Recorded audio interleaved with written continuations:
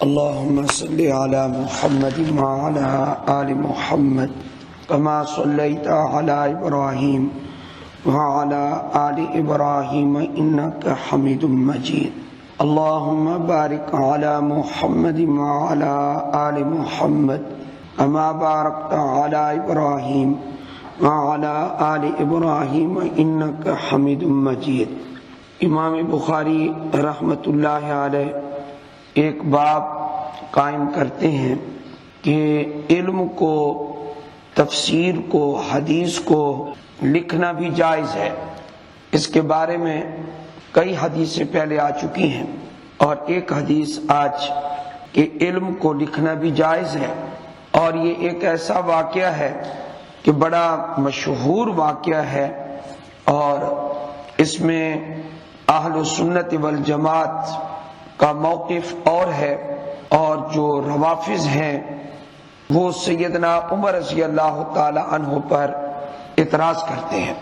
واقعہ یہ ہے، امام بخاری رحمۃ اللہ علیہ اپنی سند کے ساتھ ذکر کرتے ہیں، صحابی رسول حضرت عبداللہ بن عباس رضی اللہ تعالی عنہما سے روایت ہے، قال لما اشتد بالنبی صلی اللہ علیہ وسلم وجعہ، آپ علیہ الصلوۃ والسلام جب آخری ایام میں بیمار ہوئے، آپ کو بخار ہوا اور تیز بخار ہوا اور سر میں درد بھی رہتا تھا. یہ تکلیف تھی کہ جس تکلیف کی بنا پر آپ علیہ السلام اس دنیا سے چلے گئے. اب یہ تکلیف کتنے دن رہی؟ 12 دن، 13 دن، 14 دن. روایات اس کے بارے میں مختلف ہیں. سوموار کو آپ علیہ الصلوۃ والسلام کا وصال ہوتا ہے اور سوموار سے پہلے کی جو جمعرات ہے تو جمعرات کو یہ واقعہ پیش آیا. اس دن آپ علیہ السلام کی تکلیف بڑھ گئی. لما اشتد بالنبی صلی اللہ علیہ وسلم وجعہ، آپ علیہ الصلوۃ والسلام کا درد، آپ کی تکلیف شدید ہو گئی. قال، اس وقت آپ علیہ الصلوۃ والسلام نے ارشاد فرمایا، ائتونی بکتاب، میرے پاس کاغذ لاؤ، قلم لاؤ، کاغذ لاؤ، اکتب لکم کتاب، میں تمہیں ایک کاغذ پر لکھ دیتا ہوں. اور نبی اکرم صلی اللہ علیہ وآلہ وسلم نے جس وقت ارشاد فرمایا اس وقت اور حضرات بھی موجود تھے. حضرت علی رضی اللہ تعالیٰ عنہ بھی موجود تھے اور اسی مجلس میں جس وقت آپ نے یہ ارشاد فرمایا حضرت عمر رضی اللہ تعالیٰ عنہ بھی موجود تھے. آپ علیہ السلام کے اس ارشاد کے بعد کہ میں تمہیں ایک مضمون لکھ دیتا ہوں، لا تضلوا بعدہ، تم اس کے بعد کوئی غلطی نہیں کرو گے، اور تاکید کے لیے لکھ دیتا ہوں یہ کہ اس لکھنے کے بعد کسی قسم کی غلطی میں تم مبتلا نہیں ہوگے. لہذا ایک کاغذ لاؤ اور ایک قلم لاؤ. اس کو کہتے ہیں حدیث قرطاس. قرطاس عربی میں کہتے ہیں کاغذ کو، تو حدیث قرطاس کے نام سے مشہور ہے. حضرت عمر رضی اللہ تعالیٰ عنہ نے کیا فرمایا؟ فرمایا ان النبی صلی اللہ علیہ وسلم غلبہ الوجع. ساتھیوں کو کہنے لگے، وہاں حاضرین کو کہنے لگے، اس وقت حضور اکرم صلی اللہ علیہ وآلہ وسلم کی حالت تو دیکھو کہ آپ پر تکلیف کا غلبہ ہے. آپ علیہ السلام کو بار بار بے ہوشی ہو رہی تھی، آپ علیہ السلام پر پانی کے ڈول ڈالے جا رہے تھے، اس قدر سخت تکلیف تھی.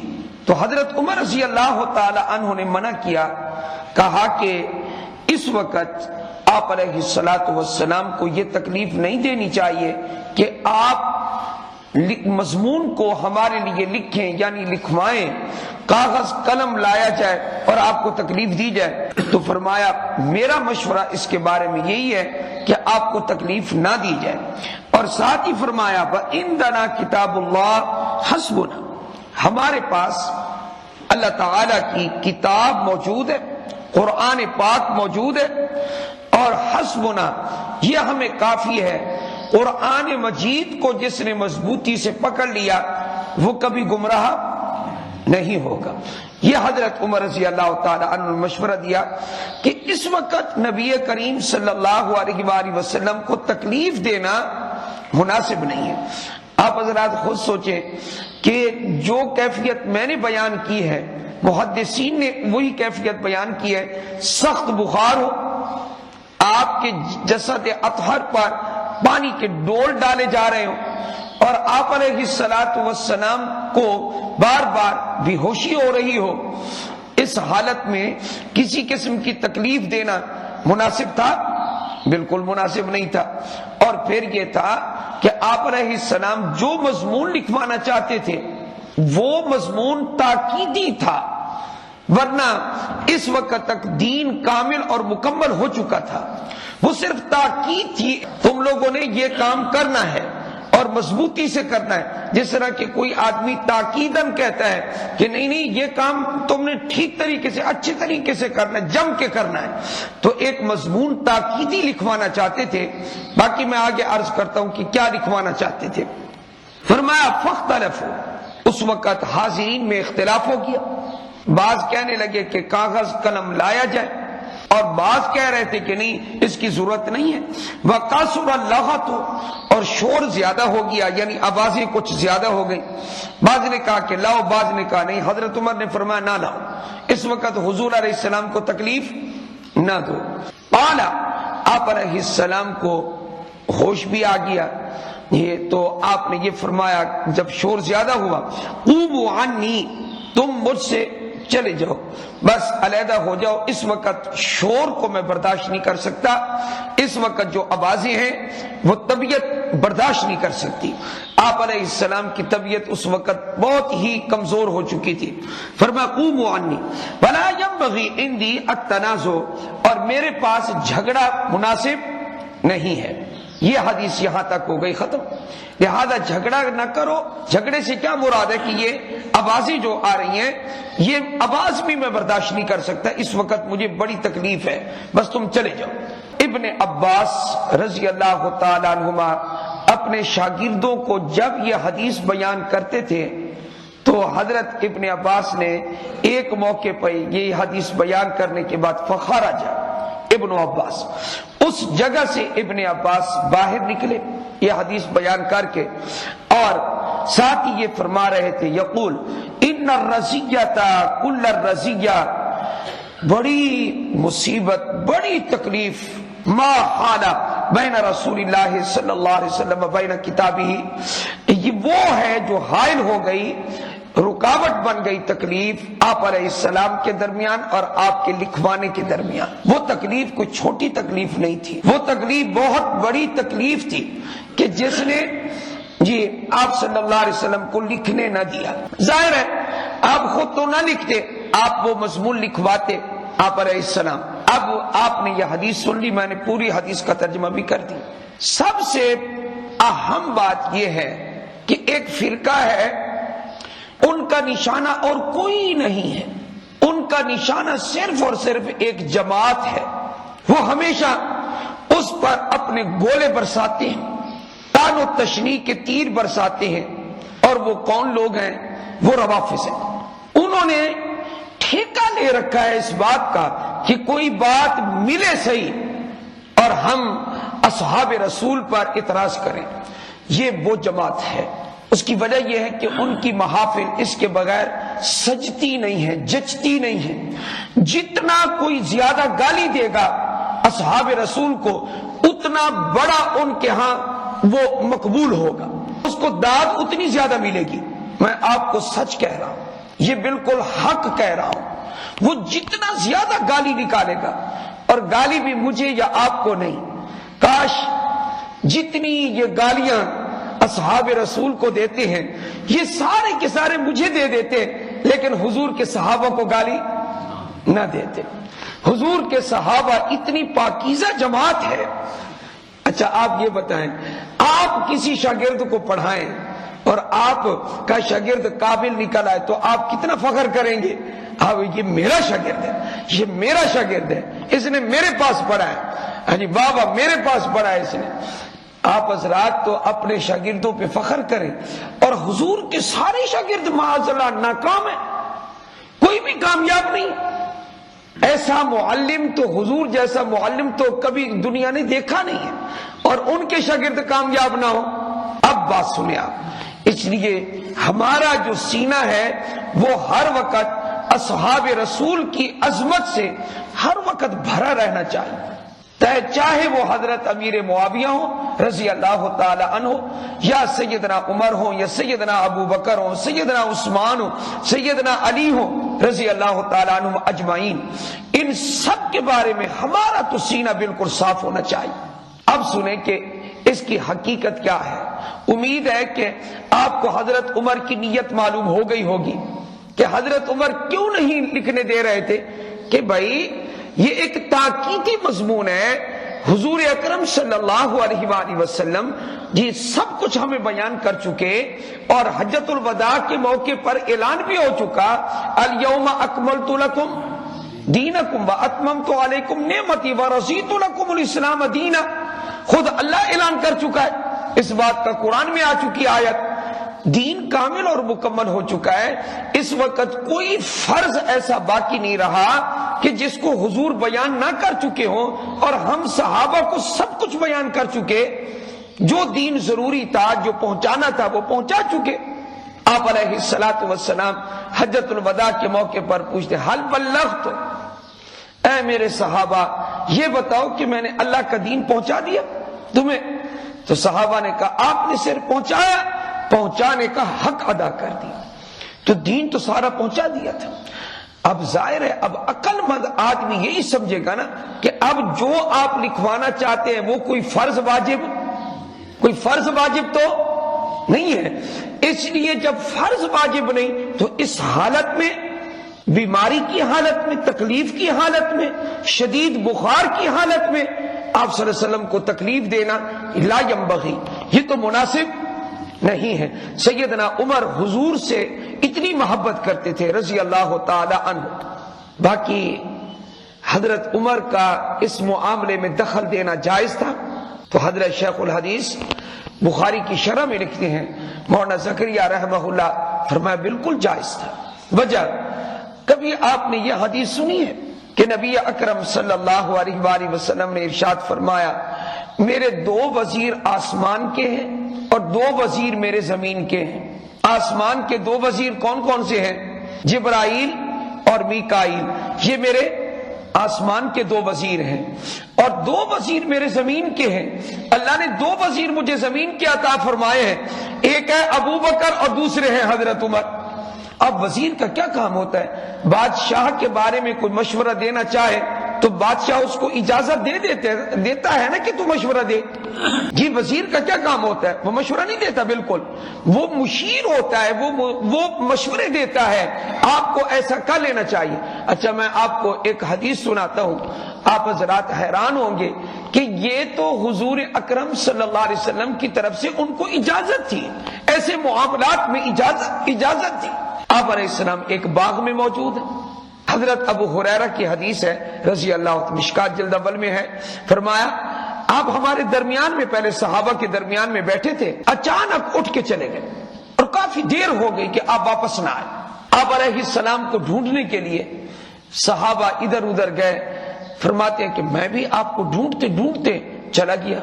ایک باغ تھا، میرے دل میں آیا کہ حضور کہیں اس باغ میں نہ آ گئے ہوں صلی اللہ علیہ وآلہ وسلم، اور اس باغ میں جو جانے کا راستہ تھا وہ بڑا تنگ راستہ تھا، کیونکہ اصل دروازے سے آپ گئے ہوں گے تو دروازہ بند کر دیا۔ اب میں چاہتا تھا کہ کسی طریقے سے اس باغ میں داخل ہو جاؤں، تو فرماتے ایک چھوٹا سا سوراخ تھا، حضرت ابو ہریرہ فرماتے رضی اللہ تعالیٰ عنہ اس سوراخ سے میں اندر داخل ہو گیا۔ وہ سوراخ کس چیز کا تھا؟ وہ پانی کی چھوٹی سی ایک نالی، یعنی ایک چھوٹا سا کھال، یعنی وہ اس کا ایک چھوٹا سا وہ دہانہ تھا، تو وہ اس سوراخ سے میں اندر داخل ہوا۔ لیکن حضرت خود فرماتے ہیں میں نے اپنے آپ کو ایسے جو ہے وہ سمیٹ لیا اور سمیٹ کے داخل ہوا جس طرح کی لومڑی جو ہے اپنے آپ کو سمیٹ لیتی ہے، لیکن مجھے حضور کا اشتیاق اتنا زیادہ تھا کہ میں نے اپنے آپ کو جیسے کیسے باغ میں داخل کر دیا۔ تو جب داخل ہوا اندر، مدینہ کا باغ تھا، فرمایا کہ داخل اندر گیا تو حضور موجود تھے، میرا گمان بالکل صحیح نکلا۔ جب میں وہاں پہنچا تو حضور اکرم صلی اللہ علیہ وآلہ وسلم نے فرمایا ابو ہریرہ تھا، ابو ہریرہ ہے؟ میں نے کہا جی ہاں۔ آپ علیہ السلام نے فرمایا کہ ایک حدیث لوگوں کو جا کے سنا دو۔ وہ کیا حدیث تھی؟ جس نے بھی صدق کے دل سے یہ کہہ دیا کہ اللہ کے علاوہ کوئی عبادت کے لائق نہیں ہے، میری طرف سے اس کو جنت کی بشارت دو، اللہ اس کو جنت عطا فرمائیں گے۔ جس نے صدق کے دل سے اس بات کی گواہی دی۔ حضرت ابو ہریرہ رضی اللہ تعالی عنہ کہنے لگے اے اللہ کے رسول صلی اللہ علیہ وسلم، آپ کی طرف سے میں بشارت دینے جا رہا ہوں، ہو سکتا ہے کہ لوگ کیا سمجھے کہ کوئی نشانی۔ آپ علیہ السلام نے اپنی جوتیاں حضرت ابو ہریرہ کو دی کہ جو بھی آپ کو ملے اور صدق کے دل سے اس بات کی گواہی دے اس کو جنت کی بشارت دے دو، اور یہ بطور علامت یہ میری جوتیاں لے جاؤ۔ حضرت ابو ہریرہ خوشی سے آ رہے، ابھی لوگوں تک پہنچے نہیں کہ حضرت عمر آ گئے سامنے سے۔ حضرت عمر رضی اللہ تعالیٰ نے دیکھا کہ خوش خوش آ رہے، کدھر سے آ رہے ہو؟ یہ کہا کدھر سے آ رہے ہو؟ کہا حضور صلی اللہ علیہ وسلم سے مل کیا۔ اور حضور صلی اللہ علیہ وسلم نے کیا فرمایا؟ یہ فرمایا کہ جو بھی اس بات کی گواہی دے اللہ کے علاوہ کوئی عبادت کے لائق نہیں، اللہ کے سوا کوئی عبادت کے لائق نہیں ہے، اس کو جنت کی خوشخبری سنا۔ اور یہ جوتیاں بھی حضور کی نشانی ہے۔ حضرت ابو ہریرہ کو حضرت عمر نے روک دیا، فرمایا نہیں، تم نے آگے نہیں بڑھنا، آگے نہیں جانا، اور ایسے ہاتھ مارا کہ حضرت ابو ہریرہ ایسے گر گئے۔ حضرت عمر کا ہاتھ تھا، حضرت ابو ہریرہ ایسے گرے، فرمایا کہ میں سرین کے بل گر گیا۔ فوراً میں حضور کے پاس پہنچا، فرمایا کہ جیسے میں حضور کے پاس پہنچا میرے قدموں پر قدم رکھتے ہوئے حضرت عمر بھی آئے۔ میں وہاں پہنچا، آپ نے مجھے حکم دیا، حضرت عمر نے منع کر دی۔ یہ عمر ہے، یہ انہوں نے منع کیا۔ نبی اکرم صلی اللہ علیہ وسلم نے حضرت عمر کی طرف دیکھا تو حضرت عمر گویا ہوئے، بولے اے اللہ کے رسول صلی اللہ علیہ وسلم، میرا مشورہ یہ ہے کہ ابھی یہ بشارت نہ سنائی جائے، فیتکلوا، لوگ سست پڑ جائیں گے اور اعمال چھوڑ دیں گے، وہ جو اعمال کر رہے ہیں وہ اعمال چھوڑ دیں گے۔ حضور اکرم صلی اللہ علیہ وسلم نے فرمایا ابو ہریرہ جو عمر کہہ رہا ہے ٹھیک کہہ رہا ہے۔ حضرت عبداللہ بن سلام کا واقعہ آپ نے سنا، وہ یہودیوں کے بڑے عالم تھے، جب ایمان لائے مسلمانوں میں بہت مقبول، صاحب علم اور عقل مند، فہیم، ذہین، سارے رشتہ داروں نے، سارے یہودیوں نے دعا سلام چھوڑ دی۔ حضرت عبداللہ بن السلام نے آپ صلی اللہ علیہ وسلم سے عرض کی اے اللہ کے رسول صلی اللہ علیہ وسلم، مجھے تو سب چھوڑ گئے، جو دوست احباب تھے وہ بھی چھوڑ گئے، اب میں اکیلا رہ گیا، اکیلا، اس لحاظ سے اکیلا ہوں۔ ابھی یہ کہہ رہے تھے، اللہ نے آیت نازل کر دی چھٹے پارے میں، انما ولیکم اللہ ورسولہ، فرمایا کہ سوائے اس کے نہیں، اے ایمان والو تمہارا دوست وہ کون ہے؟ یہ تین تمہارے دوست ہیں۔ یہودی چھوڑ گئے کوئی بات نہیں، تین تمہارے دوست ہیں۔ وہ یہودی چھوڑ گئے نا، ان کے بدلے میں اب تین دوست ہیں، اللہ ورسولہ والمومنون، فرمایا اللہ تمہارا دوست ہے، اللہ کا رسول تمہارا دوست ہے، اور ایمان والے تمہارے دوست ہیں۔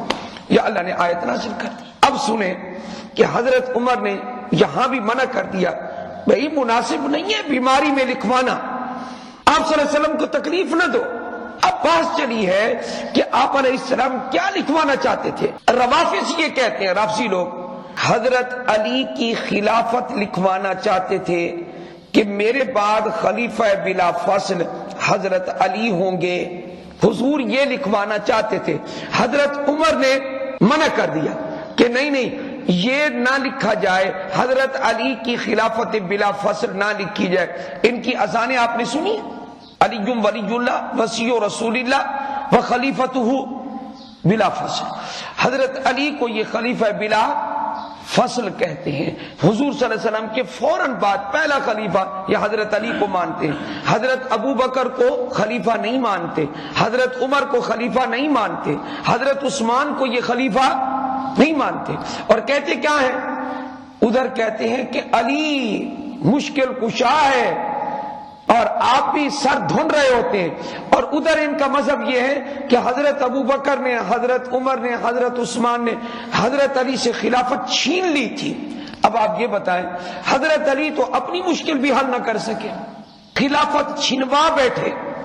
یہ سارا پروپیگنڈا ہے خلفائے ثلاثہ کے بارے میں۔ اصل حقیقت یہ نہیں ہے، اصل حقیقت یہ ہے، اب آپ کو بتائیں کہ بخاری شریف جلد ثانی میں وہ حدیث آ رہی ہے کہ آپ کیا لکھوانا چاہتے تھے۔ آپ کتابیں پڑھ کر دیکھیں، عربی کتب کے اندر روافظ کے اس اشکال کا جواب موجود ہے۔ حقیقت یہ ہے کہ ہمارے نبی علیہ الصلوۃ والسلام حضرت ابو بکر صدیق کی خلافت لکھوانا چاہتے تھے۔ کن کی خلافت؟ حضرت ابو بکر صدیق کی خلافت۔ یہاں بخاری کے عربی حاشیے میں بھی موجود ہے، آگے حدیث بھی آ رہی ہے۔ ابن حجر اسقلانی رحمہ اللہ نے بھی لکھا، فرمایا کہ اصل یہ تھا کہ نبی اکرم صلی اللہ علیہ وسلم نے ابو بکر صدیق کی خلافت لکھوانی تھی، لیکن حضرت عمر رضی اللہ تعالی عنہ سوچنے لگے کہ اس وقت سب کچھ عیاں ہو چکا، واضح ہو چکا ہے، لہذا لکھوانے کی ضرورت نہیں۔ بھلا کیسے؟ وہ اس طرح کہ بیماری کے دنوں میں حضور کے مصلی پہ نمازیں کون پڑھا رہا تھا؟ بس اشارت مل گیا، کافی ہے۔ اور یہ واقعہ میں نے آپ کو بتایا یہ کس دن کا واقعہ ہے، یہ یاد رکھیں آپ ذرا۔ تو فرمایا یہ واقعہ یوم الخمیس کا ہے، اور اس کے بعد حضور صلی اللہ علیہ وسلم کتنے دن رہے؟ جمعہ کا دن، ہفتہ، اتوار، سوموار، آدھا دن۔ یہ آپ علیہ السلام 4 دن اس کے بعد دنیا میں رہے، اور آپ علیہ السلام کی طبیعت جمعرات کو زیادہ وہ کمزور تھی، لیکن جمعہ کو اور اتوار کو حضور اکرم صلی اللہ علیہ وسلم کی طبیعت بہت اچھی ہو گئی تھی، آپ صلی اللہ علیہ وسلم کی طبیعت بحال ہو گئی۔ لیکن اس کے بعد حضور اکرم صلی اللہ علیہ وسلم نے یہ نہیں فرمایا، کیا دوبارہ یہ نہیں فرمایا کاغذ قلم لاؤ میں تمہیں کچھ لکھوا دوں۔ اتنے دن آپ صلی اللہ علیہ وسلم دنیا میں رہے، لیکن کاغذ قلم پھر نہیں منگوایا۔ حالانکہ آپ علیہ السلام نے جمعرات کے بعد جمعہ یا اتوار کو آپ نے ایک خطبہ بھی دیا، اتنی طبیعت اچھی ہو گئی تھی۔ آپ صلی اللہ علیہ وسلم نے خطبہ ارشاد فرمایا، اس خطبے میں کیا تھا؟ مہاجرین صحابہ کے فضائل اور انصار کے بارے میں فرمایا کہ جو بھی میرے بعد خلیفہ بنے تو اس کو میں یہ کہنا چاہتا ہوں، کیا انصار وہ جماعت ہے جنہوں نے دین کی نصرت کی، پیغمبر کی نصرت کی، اور مسلمانوں کو اپنے ہاں مدینہ میں ٹھکانہ دیا۔ فرمایا ان کی نیکیوں کو قبول کرو، اور اگر ان سے کوئی اونچ نیچ ہو جائے تو اس کو معاف کر دے۔ خلیفہ کو چاہیے کہ وہ معاف کر دے۔ آپ علیہ الصلوۃ والسلام نے ایسے فضائل بیان فرمائے انصار کے، تو پورا خطبہ ارشاد فرمایا۔ تو اتنی طبیعت تو ہمارے نبی کی اچھی ہو گئی تھی نا، کیا کہ آپ خطبہ ارشاد فرما رہے تھے، تو جہاں خطبہ دیا وہیں پہ آپ کاغذ قلم دوبارہ منگوا لیتے۔ اس سے کیا معلوم ہوا کہ آپ نے نہیں منگوایا دوبارہ؟ وجہ کیا ہے؟ اس لیے کہ جو لکھوانا چاہتے تھے وہ کوئی ضروری مضمون نہیں تھا، وہ تو صرف تاکیدی مضمون تھا، استحبابی تھا، وہ کوئی واجب ہوتا نا لکھوانا۔ اچھا آپ یہ بتائیں مجھے، اللہ کی طرف سے اگر یہ حکم ہوتا کہ نہیں آپ لکھوائیں، کیا آپ علیہ السلام حضرت عمر کے منع کرنے کے باوجود بھی کیا آپ اس چیز کو چھوڑ دیتے؟ اگر اللہ کا حکم ہوتا کہ ضرور لکھوائیں؟ میری بات سمجھے نہیں ہے۔ اگر حضرت عمر نے ایک مرتبہ منع بھی کر دیا تھا اور اللہ کا حکم یہ تھا کہ ضرور لکھوائیں، تو کیا آپ صلی اللہ علیہ وسلم حضرت عمر کے منع کرنے سے چھوڑ سکتے تھے اس کو؟ حضرت عمر منع، پوری دنیا بھی منع کرتی تب بھی آپ اس کو نہ چھوڑتے۔ اگر اللہ کا حکم ہوتا کہ آپ ضرور لکھوائیں، معلوم ہوتا ہے کہ یہ لکھوانا کوئی واجب نہیں تھا، اس وجہ سے آپ صلی اللہ علیہ وسلم کی تکلیف کو دے کر حضرت عمر نے منع کر دیا۔ اور اس کے بعد ابن سعد کی روایت ہے، طبقات ابن سعد، کبھی آپ نے کتابوں میں پڑھا ہو، تاریخ کی معتبر کتاب ہے، طبقات ابن سعد میں ہے کہ جمعرات کے بعد ایک دن حضور صلی اللہ علیہ وسلم نے حضرت علی رضی اللہ تعالی عنہ کو بھی کہا کہ لاؤ کاغذ قلم میں تمہیں کچھ لکھوا دوں۔ یہ طبقات ابن سعد میں، حضرت علی نے بھی یہی کہا، اے اللہ کے رسول صلی اللہ علیہ وسلم ہمارے لیے یہ قرآن یہ دین جو آپ نے ہمیں دیا ہمیں کافی ہے، اب مزید لکھوانے کی کوئی ضرورت۔ حضرت علی نے بھی کہا، یہ طبقات ابن سعد کی روایت حضرت شیخ نے ذکر کی ہے۔ خیر، میں آپ کو بخاری کی روایت کے بارے میں کہتا ہوں کہ یہاں ایک ہی مرتبہ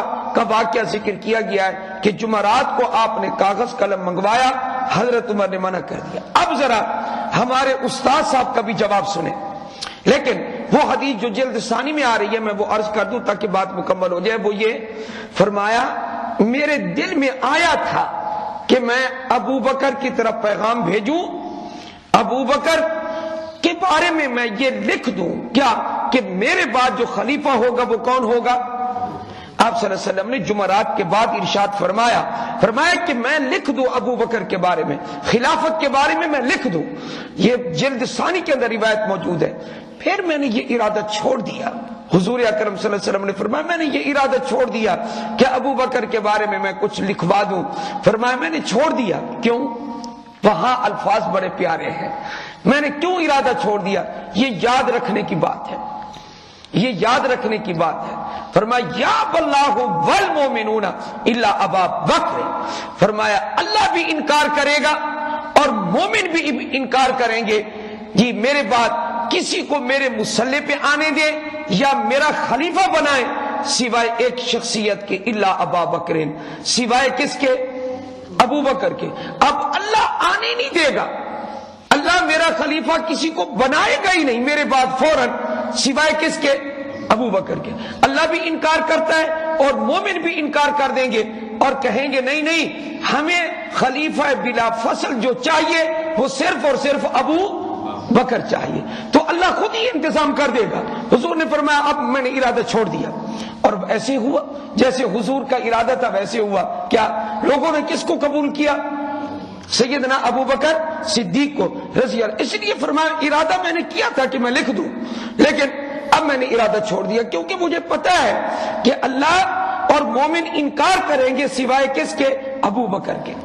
مجھے امید ہے کہ آپ کو یہ مضمون بالکل یاد ہو گیا ہوگا۔